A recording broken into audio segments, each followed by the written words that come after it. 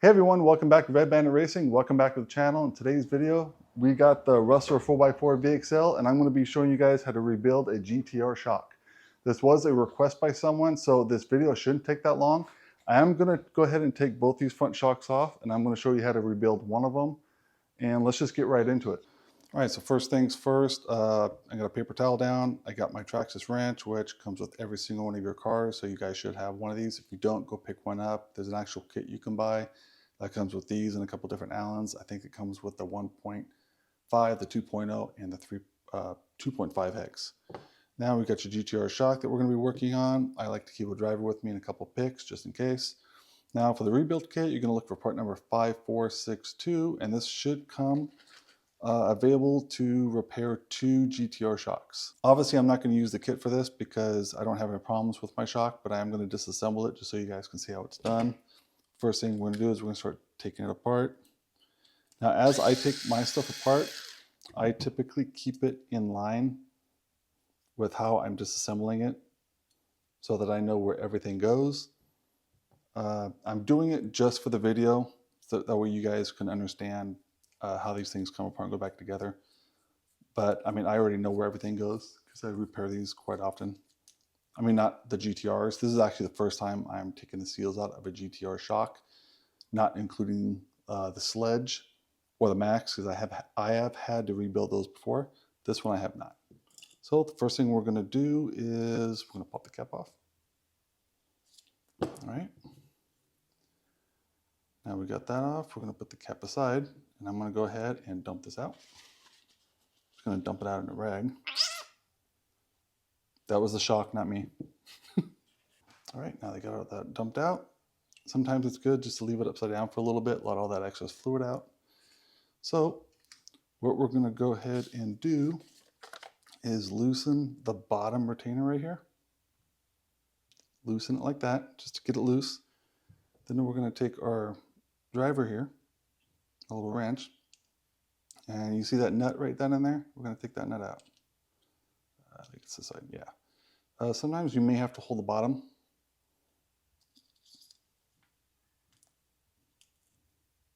There we go. Now this shouldn't be that tight, and it shouldn't be that tight going on. You do not want to make it too tight because it's not holding much in, so you don't have to worry about it coming apart. Just make sure it's snug. All right, let's go ahead and get that locking nut out. There we go. So we're going to put that right there. Now we're going to go ahead and get that piston out. There we go. Pop that piston out. Now you see that washer right there? Don't want to lose that washer. So put that right there. Here's the piston. Now we're going to carefully pull the rod out. You don't want to pull it out too hard, and you don't want to go out at an angle because inside here is a retainer. There's a seal right here. You don't want to hurt that seal. You tear that seal, you can end up having some leaks. So now we got that apart. Get everything nice and cleaned up. Sometimes you can run a nice cloth inside it. Make sure you get all the dirt out if there's any kind of dirt in there. But there's no dirt in the shock, so I'm not too worried about it. So now we're going to grab our oil, and what we're going to be using, I'm going to be putting 50 weight in. I like my shock a little bit stiff. I do like to race, but I seem to like the handling a little bit better when it's a little bit stiffer. So that's what we're going to use. So once everything is nice and cleaned off, especially if you haven't cleaned these in a while, you get a lot of dirt and stuff on it, and you want to get all that off. All right, now just so you guys know, the kit does come with some instructions for this shock. You can look up some of the other vehicles like the Rustler Ultimate or the Slash Ultimate. Just be aware some shocks are a little bit different and they have different seals in them. If you guys go to those cars and then go to the tech specs or the support and look up the diagram, some will have different seals.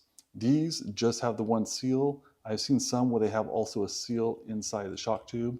This one does not. This one doesn't have anything in the shock tube. So just be aware of that. And as far as the cap goes, you can, when you take this out, because obviously you're going to be replacing it. Let's see if I can get it out. Sometimes you can get it out without ripping it. There we go. Get that out there. Let me double check it real quick. Yep, this one looks good. Just want to make sure I didn't tear it. Now, what I like to do when I put a new seal in and I get this all cleaned out, and also, quick tip, that bleeder hole right there, make sure you clean that bleeder hole out. You should be able to see right through it. If you don't, you're not going to be able to get the air out. So I like to take the bladder right here, kind of push it inside. Sometimes it helps if you take a tool really carefully. Get that in there just like that. That's probably good enough. I like to do that because it makes it a lot easier to assemble. All right, now I'm going to take a little bit of this oil. I'm going to put it on my seal. Oops, almost lost it. Put on the seal. I'm going to go ahead and put it back in here. I'm going to take this tool right here, and I'm going to push it down just a little bit. Because if you don't push it down, it's going to start to work its way out. Right now that that's in there just like that. This I'm going to take my shock rod. Same thing. You don't want to tear anything when you're putting it back together. Get the retainer. Put the retainer on just like that. Carefully work the shock rod back in. There we go. Go ahead and get it started, but don't tighten it. Just make sure it's still loose. And there you go. So we got that in. Now we're going to want to go ahead and get this little guy in there, this little washer. Oh, down the first try. There you go. Make sure that's down. Now we're going to put the piston on. Now, just so you guys know, if you guys look at this piston, there's numbers on the top. That's the size of the piston. And there's nothing on the bottom. There is no taper on this piston. The Ultra Shocks do have a taper, and you got to make sure that that's facing the right direction. There is no taper on these shocks. So it doesn't matter which way you put it in. I like putting it in with the numbers facing up, just in case if I'm rebuilding it. All I got to do is, pop the cap off and I can see what's in there. All right, get that in there just like that. Now I'm going to grab that nut. It might be a little bit difficult to put on. I have bigger fingers, so it can be a struggle. All right. There we go. Try and get it started. I think I got it started. Yeah. Yep, got it started. So I'm going to put my driver in the bottom just to help hold it. I'm going to tighten it down. I'm just going to make sure it's snug. I'm going to make sure I get it down to where it's got some tension. Right about there. You don't want it too tight. You don't want to break the plastic of the piston because you can break them, but there's no need for it to be that tight. So now that that's on, now you can hand tighten that bottom retainer right there. All right, that's good. All right, that's looking pretty good. All right, let's go and put some oil in it. I usually try and go about halfway, because if you go halfway and work it up and down a little bit, the bubbles have less to travel before they can escape. If you fill this all the way to the top and you try and work it up and down, those bubbles have to work their way all the way up to the top of the piston, of the shock tube. So I like to put about half in there. Ooh, there's a lot of air in there. I went up a little bit too far right there. All right, so now what I'm going to do is I'm going to put this aside, and I'm going to wait about 5 minutes or so before I fill it up and put the cap on. That way I can make sure all the air is out of it. So I'll be right back. All right, so all the air is out of it. I'm going to go ahead and top it off now.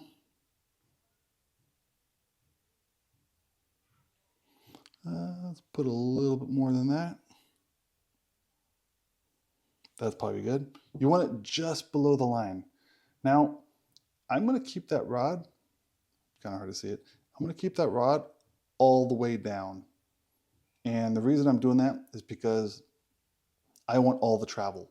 If you guys want to add some preload, you can push it up like that, about halfway, and then put your diaphragm and your cap on. And what that does is that gives you a little bit of preload in the shock. But I like the bash a lot, and I'm not out there racing it too much. So I want a lot of shock right there. So I'm going to keep the shock rod all the way down because I don't want any preload. So now I'm going to get my cap, and this is why I like leaving the diaphragm on. I'm going to go and get it started. Now keep an eye on the bleeder. See the bleeder? all that air coming out of it.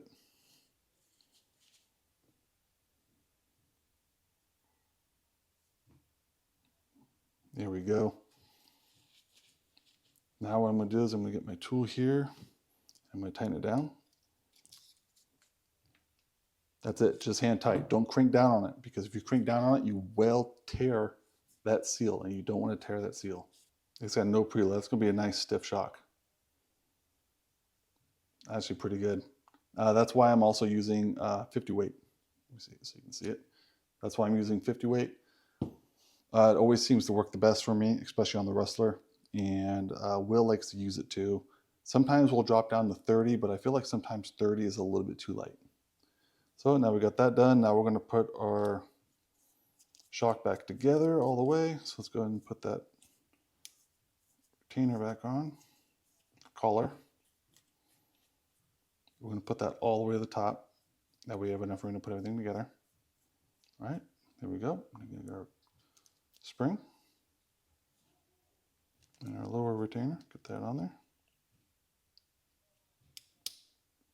I really like these retainers because I can't tell you how many that we've lost because they pop off. I know you guys probably too. They pop off and you end up losing them, and now you got to buy a whole shock kit just to get the retainer.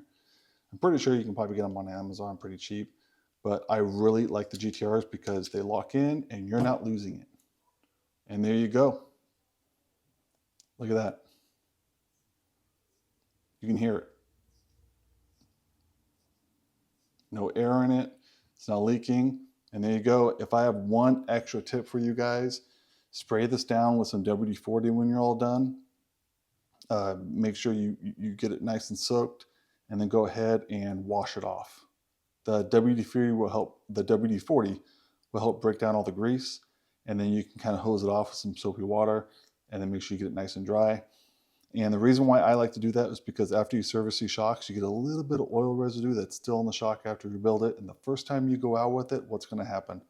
All that dirt and dust is going to stick to it, and it's going to make it look like it's leaking, and it's not. So make sure you guys definitely clean your shock up when you're done. It's always a good idea to always keep your stuff clean. That's why all of our cars look so clean. I really hope that helps. This is a really, really simple job to do. And it's very similar on the Ultra Shock. It's almost exactly the same on the Ultimates. Now, when it comes to like the Sledge and the Max, I honestly have to say those shocks are extremely easy to do, especially on the Sledge. If you want to check that video out, go check it out. It's the one where I replaced the chassis on the Sledge. I went ahead and put the green anodized shock tubes on it. Those shocks are so easy because everything's retained at the bottom of the shock. So it's a little bit easier to replace the piston and everything because everything comes out to the bottom. So those are really easy to do. And this is my method of rebuilding the shock. Now, if you go and start searching and Googling how to rebuild a shock, you're going to find a lot of information and a lot of videos. There are so many different ways you can repair a shock. This is just my way of doing it. I'm sure you may have a different way of doing it, but for someone who's not familiar at all or a little bit nervous about doing this, because I can understand, I was it too once, and it's, you know, you're not sure how you're supposed to add the preload, how you're supposed to add the fluid and get the air out. There's a lot of little things that, you know, you pick up after time. And I think after a dozen repairs, I just found my own way of doing it, and it's worked out really well. And the shocks always come out perfect. I mean, that's actually a really good shock.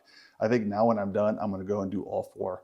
So, and for the Rustler, just in case you're wondering, I'm going to do 50 all the way around because the weight is pretty distributed just fine for me on the Rustler. Now, when it comes to the Bandit, that's a little bit different. There's more weight in the back. That's the same thing. That's the same thing with the Max. The Max, I feel like, has more weight in the back, and that's why it sags. So I typically try and put more weight in the back and less in the front. But when it comes to like the E-Revo or the Sledge, I pretty much put the same weight front and rear. I know the Sledge, there's different weight front and rear, but I try and keep them all the same, and I adjust as I go. But yeah, anyways, that's it. I hope this really helped you. This was a requested video. If you guys have any other requests, let me know. I can easily make a video for you guys just to help you out. So Anyways, thank you. Make sure you guys like and subscribe. It really helps the channel, and we'll see you on the next one. Thank you.